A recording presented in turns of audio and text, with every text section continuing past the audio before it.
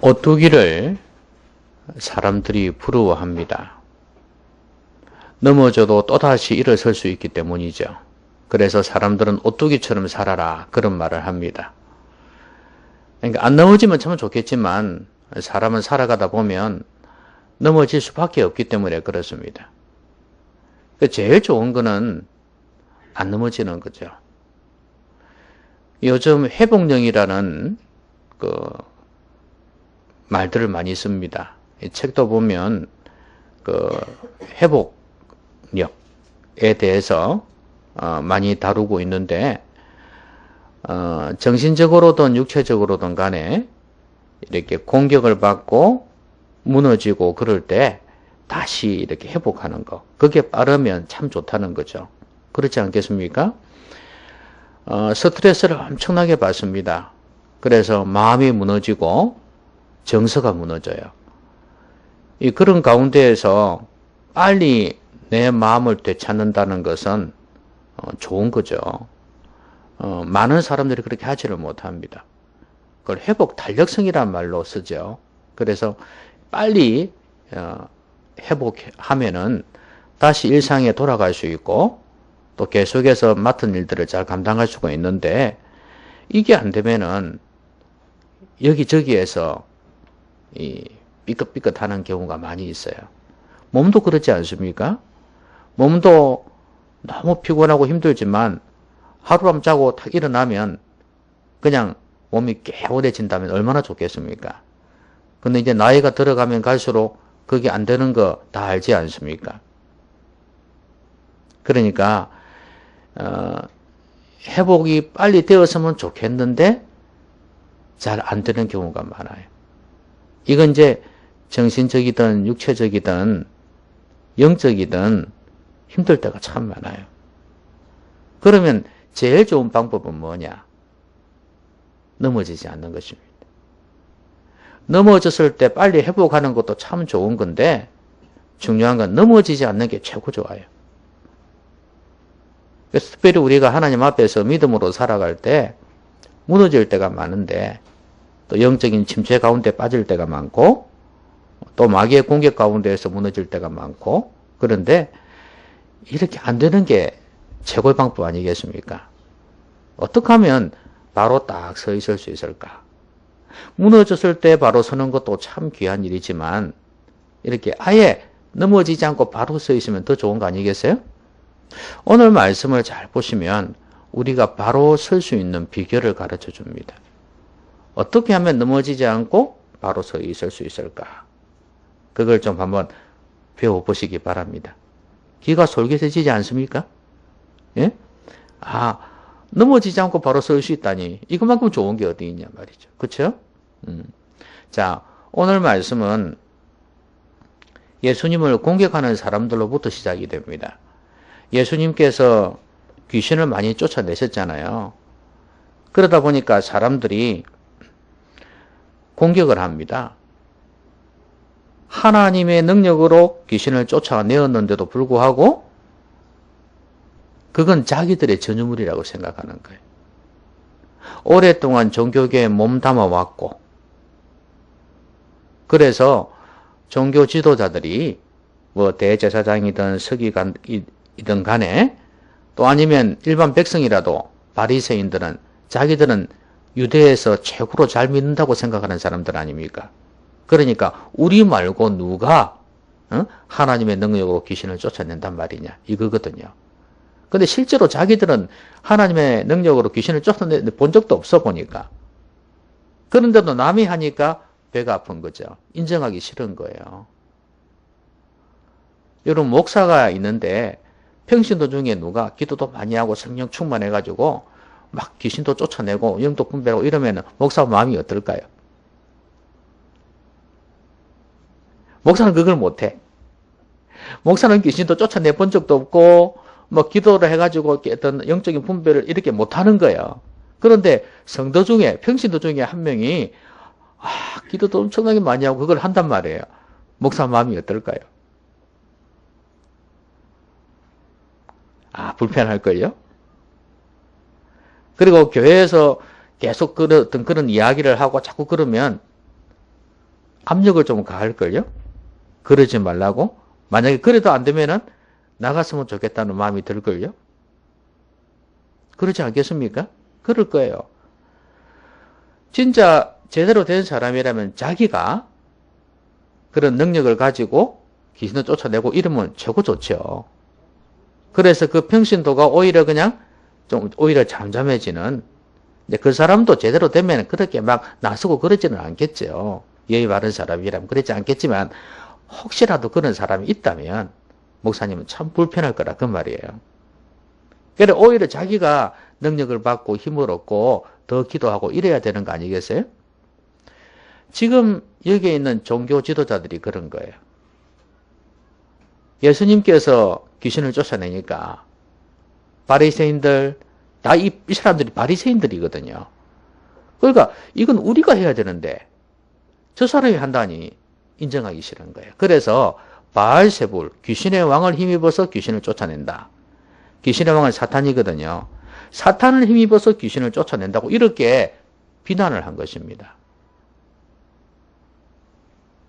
그래서 예수님께서 하신 말씀이 무슨 소리 하냐? 어떻게 귀신이 귀신을 쫓아내냐? 응? 같은 편인데 한 편인데 어떻게 서로 대적하냐? 그래가지고 사탄의 나라가 서겠느냐? 응? 일반 우리 나라를 봐도 그렇는데 서로 대적하고 싸우면 무너지는 게 많잖아요. 여러분 옛날에 흥왕했던 나라들이 무너지는 경우가 왜 그런지 아십니까? 외부의 침입이 아니고 내적인 내분 때문에 무너지는 경우가 대부분입니다. 그러니 어떻게 나라가 바로 서겠냐? 이건 말도 안 되는 거다. 그렇게 말씀을 하셨어요. 지금 여기에서 우리에게 중요한 교훈을 줍니다. 바로 서기 위해서는 분쟁하지 말아야 된다는 거죠. 분쟁하면 바로 설 수가 없는 거죠. 가정도 그렇죠? 가정도 분쟁하기 때문에 바로 서지 못하는 거예요. 갈라지고 깨어지고 그리 되는 거 아니겠어요? 그래서 하나가 되어져야 된단 말이죠. 여러분 바로 서기 위해서는 하나가 되어져야 돼요. 분쟁해서는 안 된다는 겁니다. 그러면 우리가 바로 세워야 될 게 참 많이 있죠. 넘어진 오뚜기만 세워야 될 게 아니라 우리 자신의 영혼을, 우리 자신의 존재를 바로 세워야 돼요. 여러분 한 영혼이 왜 무너집니까? 하나님 앞에서 왜 성도들이 무너지나요? 우리 안에서 하나가 안 되기 때문에 그런 거예요. 내 안에서 하나님과 내 영혼이 하나가 되어야 되는데 이게 서로 대적하게 된단 말이죠. 하나님 말씀이 들어옵니다. 하나님 은혜가 들어옵니다. 들어온다. 내 안에서 내 자아가 어떻게 해요? 그걸 대적한단 말이죠. 분쟁을 한단 말이죠. 그러면 내 영혼이 바로 설 수가 없어요. 그럴 때 내 안에 하나님 은혜가 말씀이 들어올 때 내가 그걸 순순히 받아들이고 그걸 내 것으로 만들어버리면 나에게는 아무 갈등이 없어요. 분쟁이 없어요. 그렇죠? 그런데 이걸 거부를 해버리니까 내 영혼이 바로 서기가 힘든 거예요. 또 하나는 반대인 경우가 있습니다. 내가 하나님 말씀을 들었어요. 하나님의 은혜를 받았어요. 그래서 내 안에 하나님 은혜로 무장을 해 있습니다. 그런데 어느 순간 또 밖에서 내 안에 들어오는 게 있습니다. 뭐가 들어올까요? 마귀의 공격이 들어오겠죠. 세상의 유혹이 들어오겠죠. 세상의 문화가, 그러니까 마귀가 세상의 문화를 통해서 사람들을 통해서 나를 계속해서 유혹하고 공격한단 말이죠. 그때 어떻게 해야 되냐? 대적을 해버려야 돼요. 근데 그걸 받아들이면 어떻게 되나요? 안에서 갈등이 일어나기 시작합니다. 분쟁이 일어나는 거예요. 거기에서 그렇게 해서라도 싸워서 이기면 괜찮은데 이게 내 안에 들어와 버리면 갈등 가운데서 질 수 있는 경우도 많이 있습니다. 이렇게 되면 바로 서 있지를 못해요. 내 자신뿐이겠습니까? 가정도 마찬가지예요. 이런 분쟁이 있으면 바로 설 수가 없어요. 이쪽에서는 믿음으로 살려고 하는데 이쪽에서는 믿음으로 살려고 안 하고 세속적으로 살려고 합니다. 이 갈등이 생기죠. 바로 서기가 힘들어요. 가정 바로 세우기가 너무 힘들어요. 그래서 믿지 않는 사람과 멍에를 같이 매지 말라는 이유가 바로 여기에 있는 것입니다. 믿음 없는 사람하고 결혼하면은 이 영적인 싸움에서 싸워서 이기기가 힘들어요. 내 자신도 믿음 유지하면서 바로 나가기가 힘든데 옆에 있는 사람들조차 믿음이 없어가지고 제적적으로 살아가면 정말 믿음의 가정을 세우기는 너무 힘들어요. 전도하면 되지. 전도하면 되긴 되지. 근데 그게 내 마음대로 됩니까? 전도가 어디 뭐 내 마음대로 돼서 내가 믿게 만들 수 있나요? 아니에요. 그거는 절대 안 됩니다. 영적인 원리를 몰라도 너무 몰라서 하는 말이에요. 그래서 가정도 마찬가지고 내 자신도 마찬가지고 교회도 마찬가지예요. 분쟁이 있으면 안 되는 거예요. 그래서 하나님 말씀에 대하여 높아진 모든 것을 부수어버려야 돼요. 하나님 말씀이 다스려서 하나가 딱 되어져 버려야 돼요. 그러지 아니하면 절대로 이 분쟁에서 헤어나올 수가 없고 바로 설 수가 없다는 거예요. 자, 분쟁하면 바로 서기 힘듭니다. 자, 그 다음에 두 번째로 성령님을 모독하면 안 돼요. 자, 오늘 예수님께서 이런 말씀하셨습니다. 사람의 모든 죄와 모든 모독하는 일은 사하심을 얻되 누구든지 성령을 모독하는 자는 영원히 사하심을 얻지 못하고 영원한 죄가 되느니라. 야, 성령을 모독하는 게 뭘까? 여러분 궁금하죠? 혹시 나는 이런 죄를 짓지 않았을까? 그런 걱정 안 해봅니까? 왜냐하면 영원히 사하심을 얻지 못한다 그러는데. 저는 간이 들컹들컹 하더라니까. 내가 혹시라도 이런 적이 없는가 싶었어요. 근데 지금 이 핵심이 뭡니까? 30절에 보니까 이는 그들이 말하기를 더러운 귀신이 들렸다 함이라라 그랬습니다. 그러니까 예수님께서 귀신을 쫓아내는데 성령의 능력으로 쫓아내잖아요. 그렇죠? 그런데 바알세불, 귀신의 왕, 사탄을 힘입어서 쫓아낸다고 비난했기 때문에 그런 거예요. 이건 의도적이죠. 공격적입니다. 이걸 성령을 못 오겠다고 그렇게 말씀하시는 거예요. 한마디로 이야기하면 성령님의 역사에 대해서 너무 몰랐다. 원인은 그겁니다. 이 사람들은 성령의 역사가 뭔지를 모르는 사람들이에요. 그리고 자신들이 성령의 은혜를 체험해 보지도 못했어요. 그러니까 성령의 역사를 갖다 사탄의 역사라고 공격하는 거 아닙니까? 어쩌면 여기에서 말씀하는 건 이 사람들이 의도적이고 공격적으로 계속해서 성령의 역사를 무시해버리고 또 주님께서 성령의 능력을 힘입어서 이렇게 귀신을 쫓아내는데 귀신의 능력을 힘입어서 쫓아낸다고 공격했기 때문이 아닌가 싶습니다. 그러면 결국은 우리가 바로 서기 위해서는 그 앞에 있는 27절 말씀하고 연관시켜 볼 때 사람이 먼저 강한 자를 결박하지 않고는 그 강한 자의 집에 들어가 세간을 강탈하지 못하리니 결박한 후에야 그 집을 강탈하리라. 뭡니까? 강해서 대적을 결박해야지 승리가 있다는 거 아니겠어요? 그렇죠?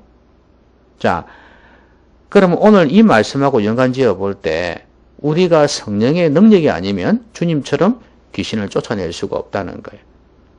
그럼 우리가 바로 서기 위해서는 어떻게 해야 되냐? 성령의 충만함을 입어야 된다는 걸 보여주는 것입니다. 그래서 악한 마귀의 역사를 대적할 수 있어야 되고 결박시킬 수 있어야 된다는 거예요. 그렇지 아니하면 바로 서기가 힘들다는 겁니다. 오히려 어떤 행동을 합니까? 적에게 이로운 행동을 하는 거예요. 보십시오. 성령의 능력으로 귀신을 쫓아내는데 귀신의 왕을 힘입어서 쫓아낸다고 공격하지 않습니까? 이거는 하나님 편이 아니고 마귀 편의 일을 하는 거예요. 이적 행동이에요. 여러분 우리가 성령 안에 깨어있지 아니하면 이적 행동을 할 수밖에 없어요. 원수 좋은 일, 마귀 좋은 일을 하게 된다는 거예요. 그래가지고는 우리가 어떻게 바로 설 수 있겠습니까? 성령을 모독하지 말아라. 우리는 성령님을 알아가야 되고 성령 안에 깨어 있어야 된다. 그렇게 말씀을 하고 있는 겁니다. 여러분, 성령님에 대해서 공부를 해본 적이 있습니까? 여러분, 기를 한번 좀 죽여볼까요? 성령님에 관한 책 한번 읽어본 적이 있습니까?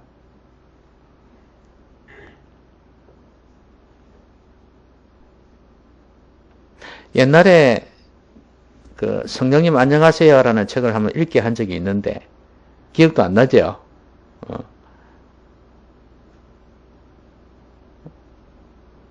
그 읽으신 분들은 그래도 성령님에 대해서 조금 이해를 했을 겁니다. 그것 말고도 성령님의 어떤 역사, 성령님의 어떤 인격 이런 부분에 대해서 배우는 것도 있고 또 실제 삶 속에서 성령을 체험하고 성령님과 동행하는 그런 삶을 다룬 책들도 많이 있어요. 내가 성령님에 대해서 어느 정도 관심이 있느냐를 나타내는 겁니다. 여러분, 성령이 없으면 아무것도 안 됩니다. 구원도 안 되는 거고 믿음 생활도 안 되는 거예요. 오늘 말씀처럼 바로 서는 것도 안 되는 거예요. 그러니까 성령님에 대해서 깊이 관심을 가지십시오. 보수 교단들이 이 성령님의 사역에 대해서 상당히 소극적이었죠. 왜냐하면 순복음 교회에서 하도 성령 그러니까 이거는 꼭 뭐 마귀들만 하는 것 같고 막 이단들만 하는 것 같고 그래가지고 이 성령님에 대해서 너무 소홀히 했어요. 지금도 없잖아. 그런 면이 있어요. 많이 좋아졌지만. 그래서 성령님의 능력에 대한 갈급함들이 막 있는데 이 교인들 중에서 그런 게 막 있는데 목사들도 마찬가지고요. 그런데 이런 교단의 어떤 방침 이런 것 때문에 아직도 조심하고 뒤에서 숨어서 하고 그런 경우가 많아요. 이러든 말든 여러분들은 성령님을 사모하시고 성령님을 알아가시고 성령 충만하여서 성령의 열매를 맺으면서 또 성령님과 동행하면서 살아가시기를 바랍니다. 그래야 바로 설 수 있어요. 그 다음에 마지막으로 하나는 뭐냐면 든든한 지원군이 있어야 돼요. 지원군이 누구냐면 가족입니다.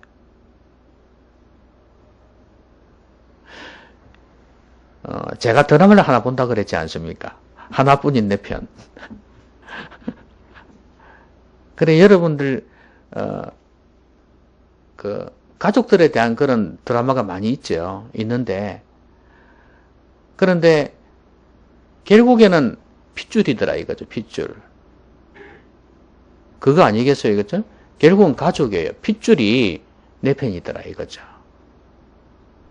근데, 여러분, 우리가 살아가면서 그 핏줄에 대한 그리움, 또 핏줄에 대한 어떤 그런 애착이 너무 많아요. 혈연 관계죠. 근데 여러분 이거 아십니까? 가족들이 이렇게 서로 친하게 화목하게 서로 돕고 지내는 사람이 생각보다 많지 않습니다. 어쩌면 어려운 사람들이 더 친하게 지내는 경우도 있어요. 돈이 있으면요, 그 이권이 있으면 가족끼리 싸우는 경우가 많아요. 특히 결혼을 하고 난 뒤에 자녀들이 이 여자들이 들어오기 시작하면서 그 다음부터 막 이렇게 관계가 깨어지는 경우가 많아요. 결혼 전에는 그렇게 사이가 좋던 관계인데요. 어누이고 형제간이고 이랬는데도 불구하고 나중에 서로 관계가 깨어져 버리는 경우가 많아요. 왜? 욕심 때문에. 그러나 이런 뭐 어떤 싸우고 이런 걸 떠나서요. 믿는 사람과 안 믿는 사람의 차이가 뭐예요? 안에 성령님이 계시고 안 계시고 이런 차이잖아요. 그 안에 말씀이 있느냐 없느냐의 차이 아니에요. 천국이 있느냐 없느냐의 차이란 말이죠. 엄청난 차이예요. 한마디로 이야기하면 같이 어울릴 수 없는 존재입니다. 삶의 방향을 같이 멍에를 메고 같이 앞으로 나아가는 것처럼 삶의 방향을 같이 할 수 없는 존재예요. 물론 생활 속에서 같이 어울리고 할 수는 있죠. 그러나 영적인 존재가 아니다 그 말이에요. 영적인 사람이 아니란 말이에요. 그러니까 아무리 가족이라도 한계가 있어요. 딱 거리가 있단 말이에요. 영혼이 하나가 안 돼요. 여러분, 우리의 삶에 있어서 영혼이 전부잖아요. 영혼이 제일 중요한데 영혼이 하나가 안 되는데 어떻게 전 삶이 하나가 되겠습니까? 육체만으로 하나 될 수 있나요? 아니요. 같이 산다고 하나가 될 수 있나요? 아니란 말이에요. 오늘 예수님을 보고 이 친척들이요. 미쳤다고 그랬죠. 미쳤다고. 그 예수님 잡으러 왔다 그랬거든요. 왜? 집에는 안 들어오죠. 맨날 돌아다니지 않습니까? 산으로 들로. 그쵸? 회당이고 어디로 돌아다니면서. 또 그것만 합니까? 평소 사람들, 종교적인 사람들이 볼 때는 이상한 거죠. 귀신 쫓아내고 이런 거.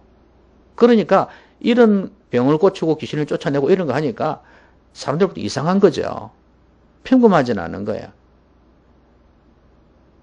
어찌 보면 자기들의 어떤 문화 속에서 큰 풍파를 일으키는 거하고 똑같아요. 그러니까 미쳤다 하는 거죠. 여러분,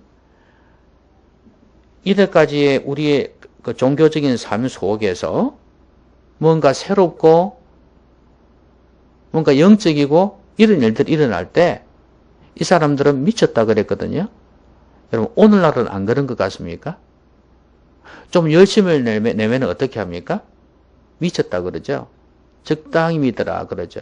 너 너무 미쳤다. 광신자 같아. 이런 소리를 하죠.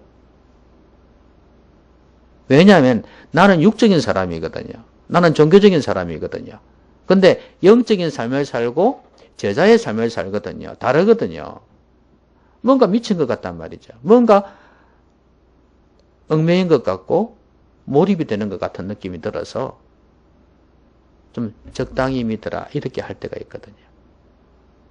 여러분, 이런 가족이 있으면 내 자신이 든든히 서기 힘들어요. 그 뒤에도 그랬지 않습니까? 뒤에도 제자들이 그랬어요. 예수님, 지금 당신의 어머니하고 동생들이 왔습니다. 그러니까 뭐라? 그러면서 누가 내 어머니고 누가 내 동생들이냐 이렇게 말씀하셨거든요. 한마디로 누가 내 가족이냐 이거예요. 그러면서 하시는 말씀이 아버지의 뜻대로 하나님의 뜻대로 행하는 자라야 진정 내 가족이다 이렇게 말씀하셨거든요. 여러분, 예수님과 어머니 마리아 그 다음에 동생들 이 관계는 언제 회복이 되냐 하면 이 사람들이 예수님을 진정으로 믿을 때 회복이 되어집니다. 그러기 전에는 물과 기름이었어요. 이제 마리아가 점점 가나 혼인잔치에서부터 예수님이 보통 분이 아니라는 건 알고 있었습니다. 물을 포도주로 만드는 사건을 통해서. 그런데 물론 태어날 때부터 그랬죠. 그런데 이후로 십자가에서 잡혀서 고난받으시고 십자가에서 죽으시는 이 사건을 접하면서 그 다음에 또 부활을 또 경험하지 않습니까? 그러면서 마리아는 예수님에 대한 분명한 신뢰를 가지게 됩니다. 동생들도 마찬가지예요. 여러분, 유다서, 야고보서 이 쓴 사람이 누군지 아십니까? 예수님의 동생입니다. 자, 이런 나중에는 진짜 예수님을 열심히 전하는 믿음의 증인이 되었어요. 왜 이렇게 되었습니까? 오늘 본문에서는 미쳤다 하고 이런 사람들이었는데 왜 이렇게 바뀌었습니까? 예수님이 어떤 분인지를 알게 되었고 믿게 되었기 때문에 그런 겁니다. 한마디로 영적인 면에서 통해지는 거예요. 하나가 되는 거예요. 그러니까 이렇게 예수님에게 큰 힘이 되는 예수님의 사역을 계속해서 확장시키는 그런 동력자가 된 것이에요. 여러분, 가족은 이런 가족이 되어야 합니다. 남편이 아내에게, 아내가 남편에게, 부모가 자녀에게, 자녀가 부모에게 이런 가족이 되어야 돼요. 영적으로 바로 서서 하나가 되어서 서로에게 힘을 줄 수 있는 그게 진정한 가족이에요. 피요?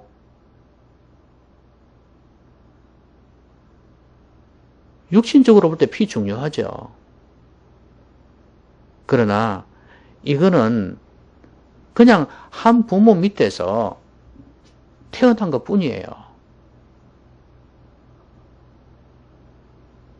그게 무슨 대단한 게 있다고 생각하면 안 됩니다. 우리는 육신만으로 살지 못합니다.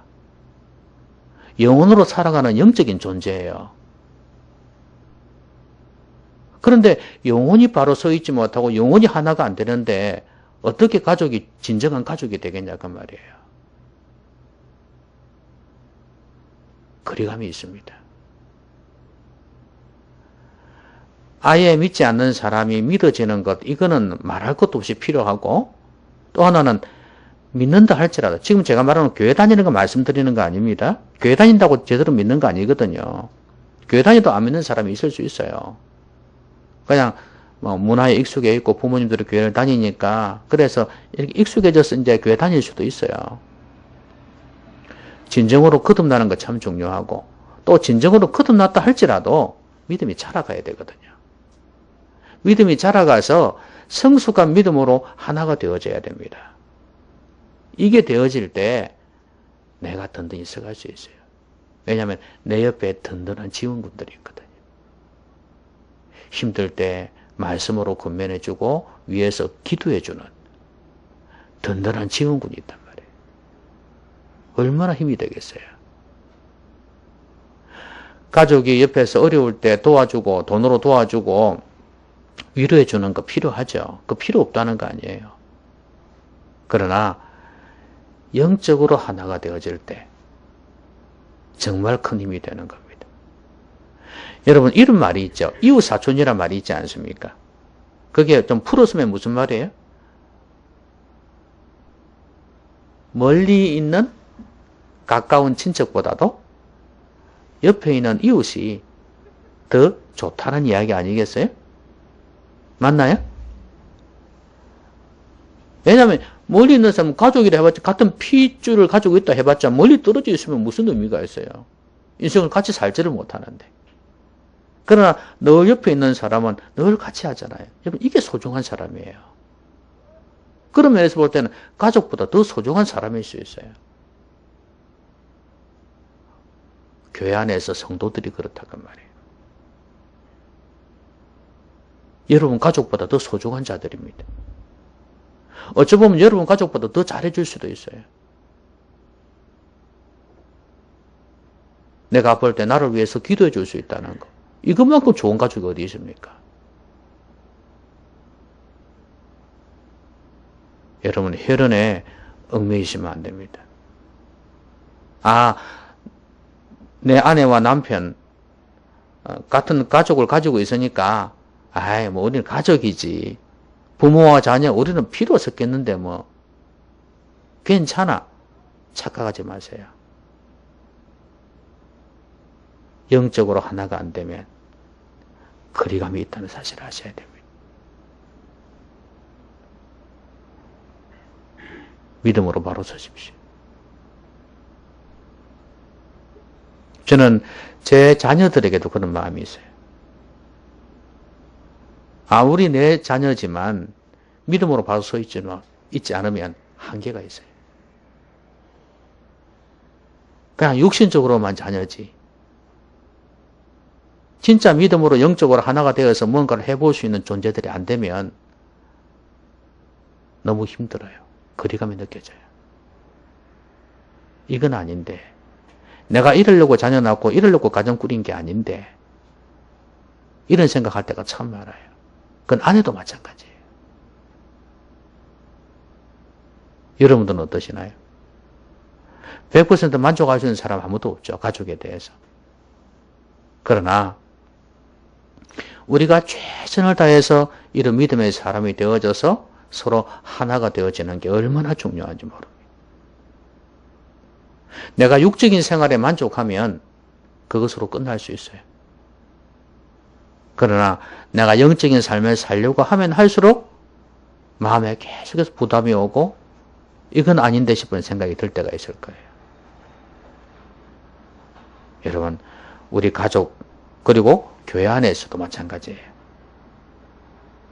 든든한 지원군이 되었으면 좋겠고 동력자들이 되었으면 좋겠어요. 왜냐하면 영적으로 바로 서야 돼요. 믿음으로 바로 서갈 때 그게 가능해지는 거 아니겠습니까? 말씀 맺겠습니다. 우리는 이 세상에서 혼자 살 수 없는 존재들입니다. 그렇죠? 하나님 없이도 살 수 없지만 옆에 있는 우리 주위의 동료, 가족이든 성도들이든 누구든 간에 옆에 있는 사람도 마찬가지예요. 혼자서는 살 수 없는 존재들이에요. 우리가 바로 서기 위해서는 제일 먼저 분쟁이 없어야 돼요. 내 자신 안에서도 마찬가지죠. 육의 소욕과 영의 소욕이 있어서 싸우고 있죠. 이 싸움에서 승리해야 되고 또 하나는 가족끼리도 마찬가지고 성도들끼리도 마찬가지예요. 가정이나 교회 안에서 이런 분쟁이 없어질 때 든든히 서갈 수 있습니다. 그리고 성령을 모독하지 말고 성령 안에 깨어서 악한 영들을 대적할 수 있어야 돼요. 그래야 바로 설 수 있습니다. 어느 영혼도 성령님의 도우심 없이는 바로 설 수 없습니다. 마귀의 공격을 물리치지 못하면 바로 설 수가 없어요. 그리고 가족이 든든한 지원군이 돼야 바로 설 수 있어요. 내가 힘들 때 옆에서 기도해 줄 수 있는 사람. 내가 말은 안 했지만 내 괴로워하는 모습을 느끼면서 기도해 줄 수 있는 가족. 얼마나 큰 힘이 되는데요. 가정의 존재 목적을 알고 한 방향을 향해서 하나님이 기뻐하시는 하나님의 영광을 위해서 한 방향을 향해서 달려갈 수 있는 그런 가족이 있다면 이것만큼 큰 힘이 없어요. 제가 말하는 거는 교회에 익숙해갖고 종교적이 된 사람을 말하는 게 아니에요. 교회에서 목사가 되고 장로가 되고 권사가 되고 이런 걸 말하는 게 아니에요. 진짜 영적으로 바로 서 있는 사람을 원하는 거예요. 그래서 바로 하나가 딱 되어져 가지고 가족끼리 서로 힘을 더해주고 위해서 기도해 준다면 얼마나 좋을까. 그러면 내 자신이 믿음으로 바로 서야 되겠구나. 내 가족들에게 정말 든든한 지원군이 되어야 되겠구나. 이런 생각을 하지 않겠습니까? 나는 그동안에 가족을 위해서 뭘 했는가? 나는 도움만 받았는가? 나는 육적인 도움만 주었는가? 영적인 도움은 주었는가를 한번 생각해 볼 수 있어야 되는 겁니다. 그러면 우리 가정도 우리 교회도 마찬가지예요. 바로 서갈 수 있을 거예요. 여러분이 저를 위해서도 기도해주고 여러분 믿음 안에서 든든히 서간다면 아마 저는 천군만마를 얻은 것 같을 거예요. 성도들이 막 깨어서 열심을 가지고 같이 힘써 나가면 정말 힘을 얻을 거예요. 그게 조금 못해지면 저도 조금 힘을 잃을 것이고, 그죠? 좀 더 같이 힘을 합하면 또 더 힘을 얻을 거고, 그리 되겠죠, 그죠? 아마 여러분들도 마찬가지일 거예요. 이래서 우리가 우리 자신이 바로 서고, 가정이 바로 서고, 교회가 바로 선다면 얼마나 좋을까? 잘 무너지는 이 시대에 여러분 바로 서시기 바랍니다. 기도하십시오. 오늘 말씀 생각하면서 같이 한번 기도하겠습니다.